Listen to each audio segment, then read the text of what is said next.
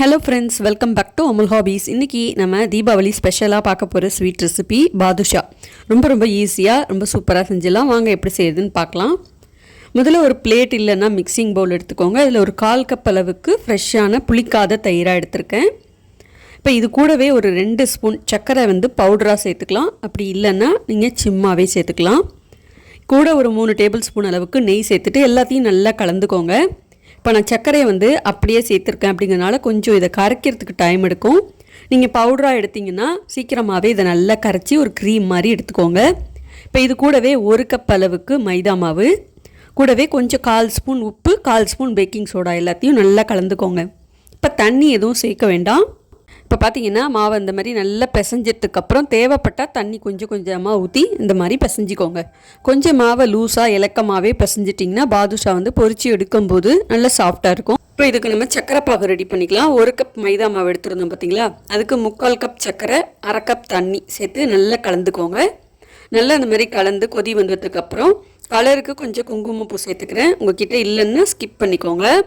இப்போ இந்த மாதிரி நல்லா கொதித்து வந்ததுக்கப்புறம் கொஞ்சமாக எடுத்து தொட்டு பாருங்கள். லேசான ஒரு பிசுபிசுப்பு பதம் வந்தால் போதும்.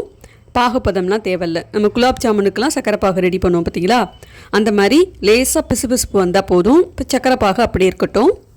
இப்போது நம்ம பாதுஷாவுக்கு மாவு பிசைஞ்சு வச்சுருந்தோம் பாருங்கள், அதை ஒரு தடவை நல்லா பிசைஞ்சிக்கோங்க. பிசைஞ்சிட்டு ஒரே சைஸில் வரா மாதிரி இந்த மாதிரி சின்னதாக பிச்சு போட்டுக்கோங்க. இப்போ நமக்கு எல்லாமே ஒரே சைஸில் வரும்.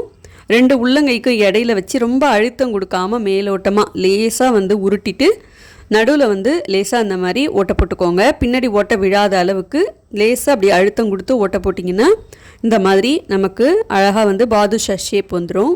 இப்போ இதே மாதிரி எல்லாத்தையும் ரெடி பண்ணிவிட்டு எண்ணெயை நல்லா சூடு பண்ணிவிட்டு மிதமான தீயிலே வச்சு ஒரே மாதிரியே எல்லாத்தையும் இந்த மாதிரி பொரிச்சு எடுத்துக்கணும்.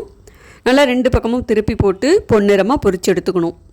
போட்ட உடனே திருப்பி போடாமல் ஒரு 2 செகண்ட் அப்படியே விட்டிங்கன்னா நல்லா வெந்ததுக்கப்புறம் அதுவே மேலே எழும்பி வரும். அதுக்கப்புறம் நல்லா திருப்பி போட்டு இந்த மாதிரி பொன்னிறமாக வேக வச்சு எடுத்துக்கலாம். இப்போ சக்கரை பாகு கொஞ்சம் லேசாக சூடாக தான் இருக்குது. அதிலே இந்த பாதுஷாவை போட்டுக்கலாம். சக்கரை பாகு செஞ்சு வச்சதுக்கப்புறம் ரொம்ப ஆறிடுச்சு அப்படின்னா கொஞ்சம் லேசாக சூடு பண்ணிக்கோங்க. சூடு பண்ணிவிட்டு அதுக்கப்புறம் இந்த பொரிச்ச பாதுஷாவெல்லாம் போட்டிங்கன்னா நல்லா சீக்கிரம் அந்த சக்கரை பாகெல்லாம் உள்ளார இழுத்துட்டு நல்லா ஜூஸியாக இருக்கும். இப்போ இதே மாதிரி எல்லா மாவையும் பாதுஷா செஞ்சு பொரிச்சிட்டு சக்கரை பாகில் போட்டு ஊற வச்சிடலாம். ஒரு 1/2 மணி நேரம் இதை அப்படியே வச்சிட்டிங்கன்னா நல்லா ஊறி ஜூஸியாக சாஃப்டாக சாப்பிட்றதுக்கு நல்ல டேஸ்ட்டாக இருக்கும். நல்ல சாஃப்டாக ஸ்பாஞ்சியாக ஜூஸியாக டேஸ்டியாக இருந்தது. இந்த பாதுஷாவை நீங்களும் இந்த தீபாவளிக்கு ட்ரை பண்ணி பாருங்கள். நம்ம சேனலில் லட்டு, ஜாங்கிரி, மைசூர் பாக், சக்கர்பாரான்னு நிறைய ரெசிபீஸ்லாம் இருக்குது. இந்த தீபாவளிக்கு நீங்கள் ட்ரை பண்ணி பார்த்துட்டு உங்கள் ஃபீட்பேக் கமெண்ட்ஸை எனக்கு சொல்லுங்கள். அடுத்த ரெசிபியில் பார்க்கலாம். நம்ம சேனலை மறக்காமல் சப்ஸ்கிரைப் பண்ணி சப்போர்ட் பண்ணுங்கள்.